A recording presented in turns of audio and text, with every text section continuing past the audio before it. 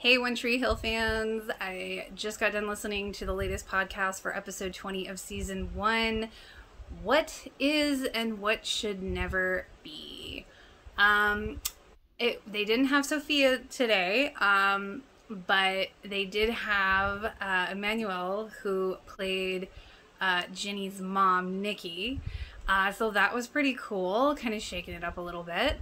So let's get into this episode and see how I see it this time around. And thanks to my new subscribers. Always love when people find me and are excited about this podcast, because this is seriously the podcast that kind of got me into listening to podcasts. Like, no lie. I'm late to the party, but I'm here. Of course, this episode opens with an adorable Naylee moment. Nathan snuck into her room to get some sleep because Tim is Tim, and threw a party at Nathan's apartment. So Haley's going to throw a party. That's cute. Again, I always forget that there was a brief moment in OTH history where Haley and Peyton were cool. And then when I see Keith walk in and is like telling Karen that he's leaving, I can't help but kind of notice like a look on her face, like there's almost like this like just selfish moment with Karen, like she doesn't want Keith to leave. She's always had him, so it's understandable, but it's like kind of surprising considering how, you know, how her character is, I guess. And don't you just feel like when Karen said that Lucas is gonna miss Keith, she really meant herself too, or at least she meant herself as well in that, but she just said, oh, Lucas is gonna miss you.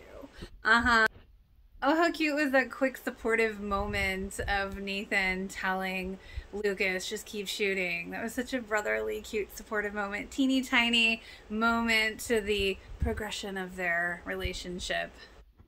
And of course, that lovely kind of background shot of Whitey standing there with a smile on his face. Like, yeah, I did that. Totally get Brooke's rage when she walks into the gym and see Lucas and Peyton talking. And then, you know, we see Peyton and, you know, kind of chasing Brooke, and, you know, Peyton basically is like, fine, we can stop talking. You can see the shock on Brooke's face, like, oh, okay, fine. But you see that she's still hurt by that. It's like you see that she wants Peyton to keep trying, I feel like, in that moment. Oh my god, when Haley and Nathan are like, Tim, go home, like, such a cute moment. I love the Naylee moment. Tim's, it's like your king my doll to Nathan. Everything you touch turns cool. And then here comes Dan popping up into people, just walking into people's houses. Okay, that's not your home, Dan. Hello. I mean, he did get rid of Tim, but then he has to say, how's my wife? Like, come on. Deb is not like that. Deb's not you, Dan. She's not into younger teenagers. I love that Dan is like, I want the rest of the money for that Mustang that I gave you as a gift. And then when Nathan goes to give him the rest of the money, you can see him being like, damn, it didn't work, because he wanted him to come home with him. And it's like, I just love when Dan doesn't get his way. Again, when Brooke's like wanting to come to the party and she's like, oh, but I'm not one of the friends, I guess. The little girl is like, oh my god, you just want to be loved and accepted like we all do. Nathan getting his first job seems almost too good to be true, how easy that was. The humility that Nathan shows, and when his boss at the pretzel place is like, you and your buddies kicked my ass at homecoming last year, and it's just like, sorry? Like, awkward. The whole conversation between Lucas and Keith about Keith leaving, and when Lucas says, I wanted you to be my dad too, so sweet. And again, you see that little boy in him, like that hope, and it's just sweet. It's hard because you just, Keith isn't just leaving. I mean, anyway. Okay, when Deb is asking for the partnership with Karen again, and then she's like, I'm giving Dan 24 hours to get his crap out of my house, and Keith walks up, or I can help you burn them. Love that moment. It's funny because in the scene where Nathan's new boss is like, well, you're gonna need to cover till 10 o'clock tonight. And like, it's almost like this fine, it's like this good balance between like, you know, the boss dude getting his like own revenge, but at the same time, it's true. And it's like a reality check for Nathan, I think. Like, this is life, man. Or this is a job. I like that Keith and his interviewer bonded over the fact that they both have brothers who are assholes. And I do kind of like when Lucas is like, oh, hey, Peyton, you're hot. She's like, oh, yeah. And then it's like, he gives her that album and she's like, well, I got you a high five. Do you want it an hour later? It's kind of cute that Haley, you know, it's clear she'd never thrown a party before because parties get out of hand real quick in high school when you invite just a few friends. How many people love what Brooke said to the guy trying to hit on her in the bar? Beautiful.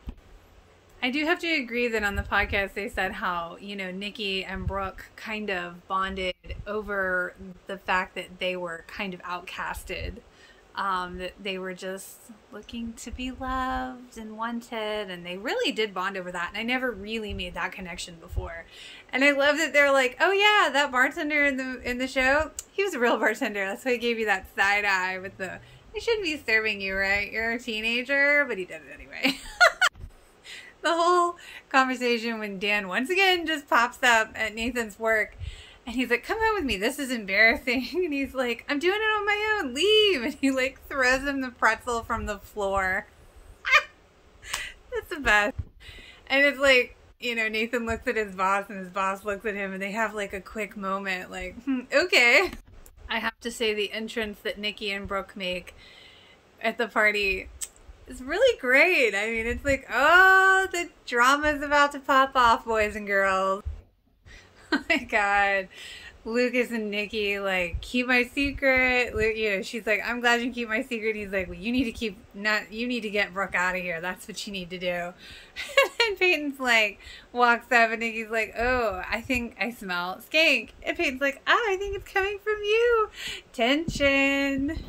Oh, and just going back to what they talked to a little bit about on this podcast about the carousel, the previous episode, I believe, where Lucas and Nikki on the carousel. And I'm like, you know, I always did wonder, how is this thing on? How is there no security guards, no cameras, no nothing? It's like, that was a little unbelievable. I agree. Nathan doing the adult thing and being a decent guy to his boss because of what he did to him and inviting him to the party, and Gary's like, yeah, whatever, get out of here.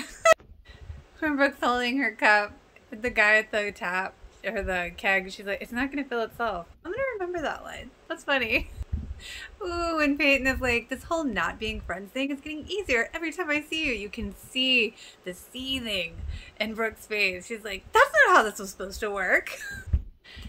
Deb and Dan's confrontation. Don't you just love how he never takes responsibility for anything, ever? I do agree that that whole, like, her taking her shirt off lingerie moment, it was like, I do feel like she was a little uncomfortable there, but it was a rough scene. I mean, it's like a very emotional scene, and then, like, they start kissing, and it's like, no! Oh my God. When they're, like, carrying Mouth out of the party, he's like, help. I gotta say, Peyton's lines are so on point in this episode. She's like, yeah, I do have a problem. It's you, bitch. And Nikki just slams her up against the fridge and they just like beat the crap out of each other. It's like, and I just love how Brooke just runs away. She's like, oh, forget this. I mean, seriously, they broke a window. They broke his coffee table. I mean, damn. I've been to house parties before where the cops raided and the house didn't get that messed up. I just like how Mouth just stops the music, but I did appreciate that Brooke came back and was like pulling Nikki off, like, what are you doing? Tim was actually useful in that scene because he was the one like telling Nikki to stop and holding her down. The second Nikki's like, don't worry, I can keep a secret. I mean, they just all turned to Lucas, and then when he admitted it, and ooh, I do love that when Brooke's like, Lucas got betrayal train all aboard, and you called me easy. Burn, Lucas. And Haley was just like, oh God, Lucas. And then Nathan walks in. Good timing, dude.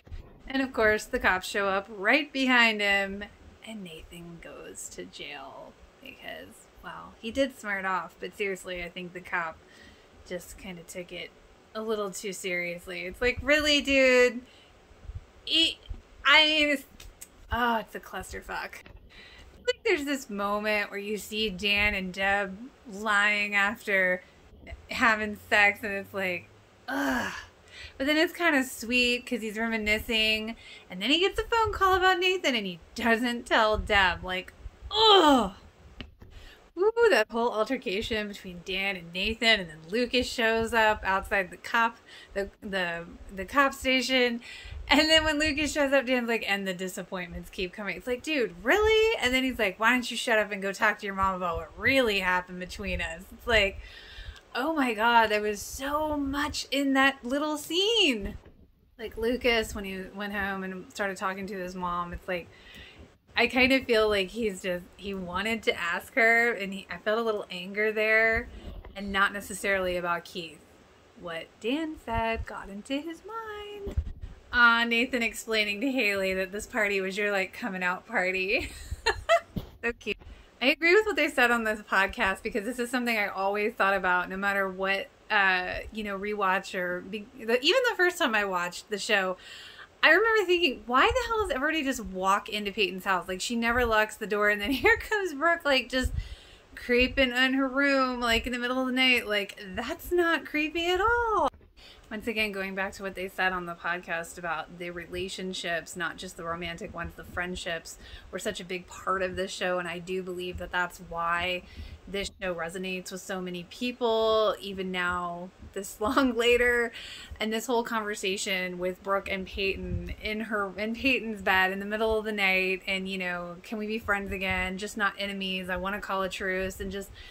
he's just a guy. But it's like Brooke came to that conclusion because, she saw that, he did this kind of the same thing essentially to Peyton. And I think that kind of gave her some kind of vindication at that point, where she's like, okay, I can come back down and stop being so angry.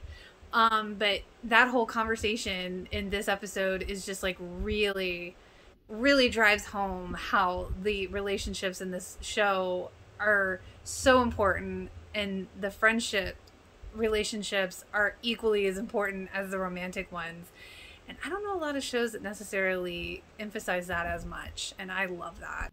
When Keith tells Karen that he got the job, I really felt like that conversation was very much like the preliminary goodbye between them. Emotional. To this day, it still shocks me that Dan actually was just like, okay, you can have the divorce now. Oh, I so love it. It so sums it up, because when Peyton is talking to Lucas and she's like, remember how Nathan was when we met? I'm not doing that again. Who would have thought you two would have switched places? Thank you for saying it, Peyton, because that's exactly what's happening.